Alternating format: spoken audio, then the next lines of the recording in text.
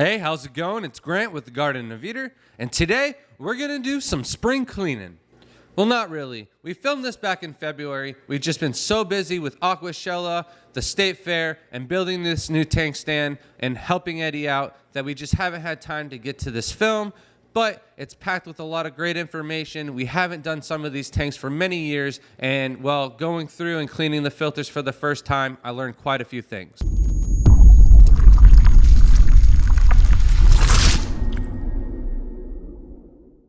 All right, so here's Jaydens' room. It currently has 42 tanks, but we're gonna add his tank from the Florida State Fair, so it will have 43 tanks, but right now, only 42.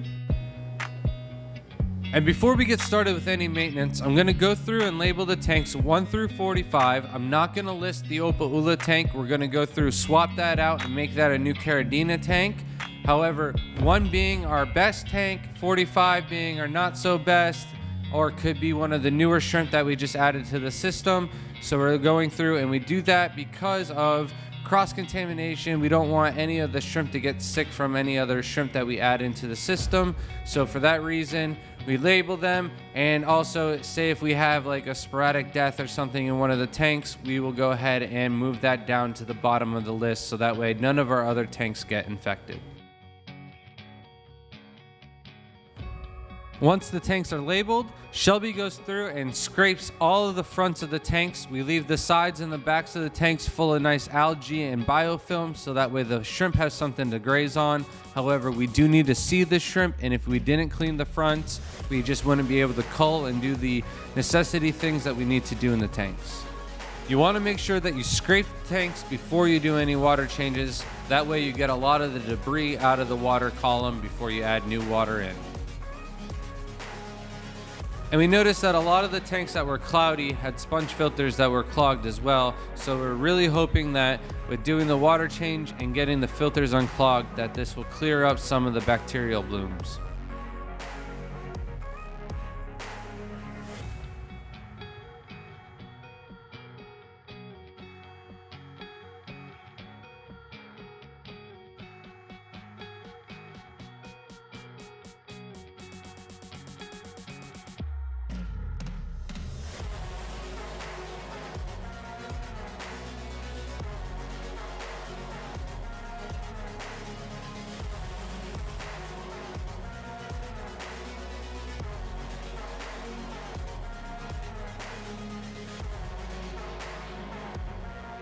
And you might have noticed that some of the sponge filters were barely going or not going at all. That's because that some of the gunk gets stuck in the intake, and there's just not enough pressure in the system to blow the gunk out.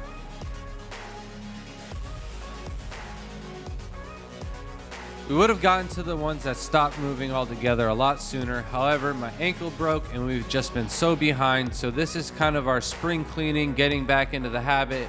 We shot this film a couple weeks ago, so this is way before my foot was healed and I was able to move and take the filters and run them from the shrimp room to the back where we have the air compressor. So Shelby brought the air compressor inside of the shrimp room and took care of all the filters herself, blew out all the gunk and got them all running and moving a-okay.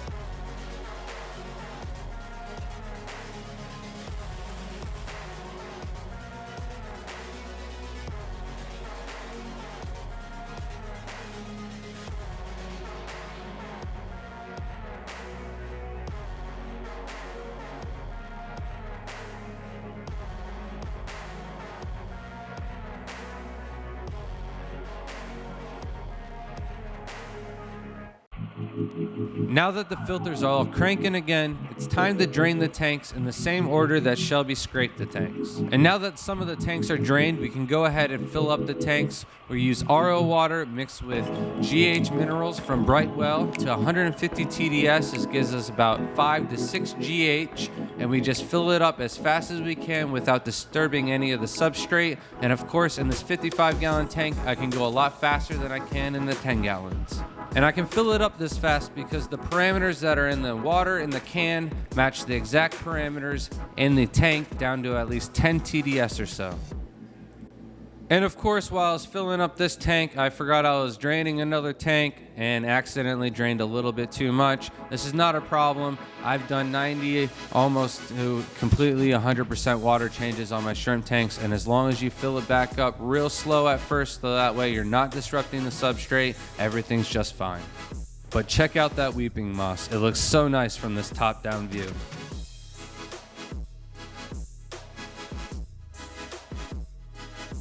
And of course I drained another tank down too far, but that just gives us another view of some nice spiky moss.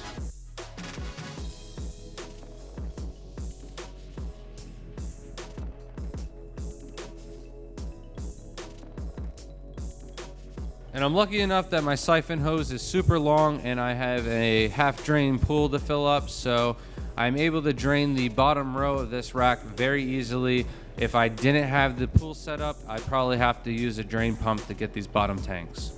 But you gotta move the hose really fast, because if you let too much oxygen in, then the whole thing's all messed up and you have to restart your siphon. And chances are you'll have to start from an up top tank before you go back down below, because it'll just be a pain in the neck to get going again.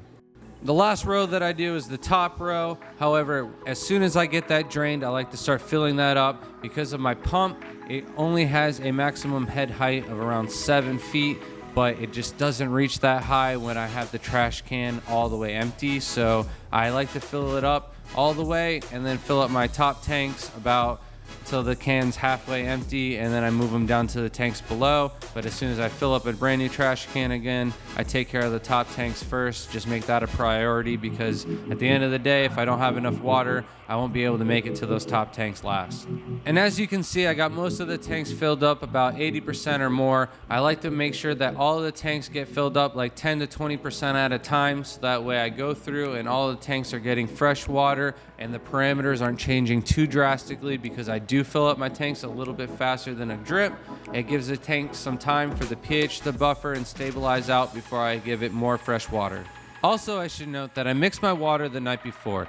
This way I ensure that all my minerals are mixed, the temperature is brought to room temperature that I keep all of my tanks at, and also it gives the chance for the pH of the water to drop just a little bit. And finally, all of the Caridina tanks are now filled up. However, some of them are still looking a little bit cloudy, so I'm gonna wait till the next day to see how things look before I get started with the Caridina tanks, because I wanna make sure we take care of that cloudiness before we move on to the next room. I've got some important people coming through the house that wanna check out the tanks, and I just want everything to look as nice as I possibly can before they come through. And as expected, they're still a little cloudy, and that's just not gonna work for me. So I'm gonna get my Caridina tanks draining in the best order, just like the Caridina. I already had those labeled, so we're gonna jump on that, and then I'm gonna get started on cleaning out those filters to get those tanks cleaned up. And so to clean out the filters, we're gonna go in the exact same order that we scraped and drained the tanks as well. So in all my years of breeding shrimp, I have never touched the filters. I've always heard that touching the beneficial bacteria is just not worth it. As long as you've got filter movement, there's really been no need to clean your filters. And I've never had a sponge filter not work after we've blown out the intake. So it's always been like an intake issue for the filters being clogged or anything like that. So I've never cleaned out some of these sponge filters. And like I said, we set the tank up 7 years ago. So starting out on this crystal black shrimp tank, it has been running for at least 7 years and never been cleaned. And so to start off, the priority is going to be the shrimp's health. I know I said that I wanted to clean these tanks up and get them looking good, but all of these tanks are breeding tanks. There's babies, there's buried shrimp. So I gotta make sure that the health of the shrimp is the priority. So for that reason, we're only gonna clean one of the sponge filters. We're gonna go with the right-hand side first. And then maybe when we come back to do water changes in 2 weeks, I'll go through and clean the left sponges if they need it. However, we're gonna just start with the right side for now and see how that goes. And you can see right away in this crystal black shrimp tank that's really never been done that the water turned black right away. This needed to be done. Hopefully this cleans up the tank and we won't have to do the left side. However, if we do, it won't be a big issue because this water is RO water only. So that way there should be enough beneficial bacteria left in this single sponge filter that I'm cleaning that it'll help thrive and live and create a new, better colony, and won't be so murked up and clean the water a little bit better. And then we've got our tie B. This is like a kind of purple project tank, and we're gonna do the right side only on this tank as well.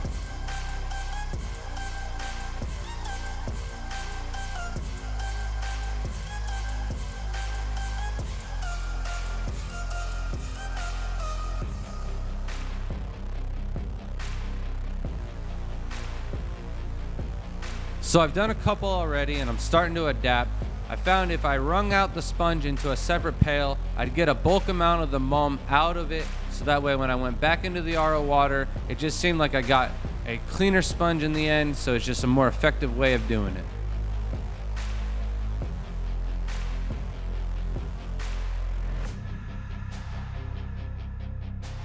Then when you go back into the tank, you want to make sure that you gently place the sponge back onto the filter. It's still going to have a little bit of mulm and you can make a little cloud, so just be as gently as possible, especially because I just did all the water changes. You probably want to do this before you do your water changes in the future, so I'll probably do another spring cleaning video where we try that all out before we do our water changes, so that way we can get our water as pristine and crystal clear as possible.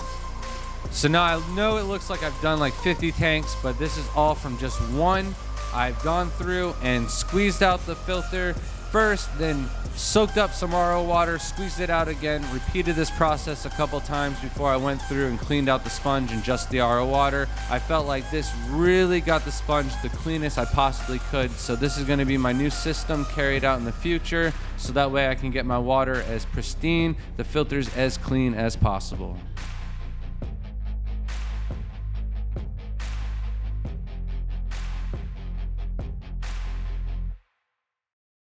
And finally, we're down to the last tank. However, this is the worst one of them all, but the tanks that we already took care of are starting to clear up quite nicely, so I have high hopes for this tank. It is just so bad that I just do not think that one sponge filter is going to cut it.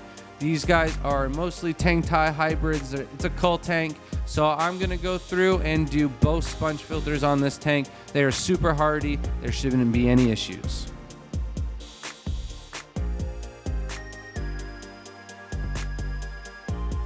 And then don't mind me, I just totally forgot about the new method I thought of.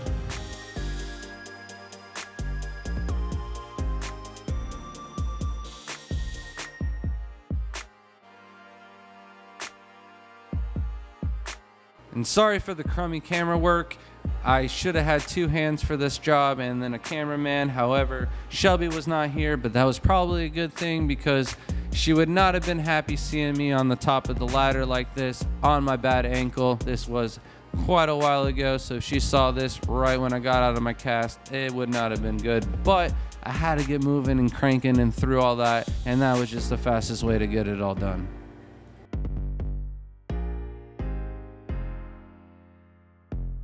All right, all the filters are taken care of. Let's let it run overnight to see the results. It's the next day, and I gotta say, I'm really impressed with the way the tanks look. They'd probably look even better if I had cleaned the filters before I had done the water changes on some of the tanks. However, the result I got is great. I can take care of those other tanks when I go through and do my water changes next time. However, I will be doing this with some of my other tanks throughout the house that have this cloudy issue. We're going to be doing some spring cleaning here in the future, but just look at these tanks. They are looking nice.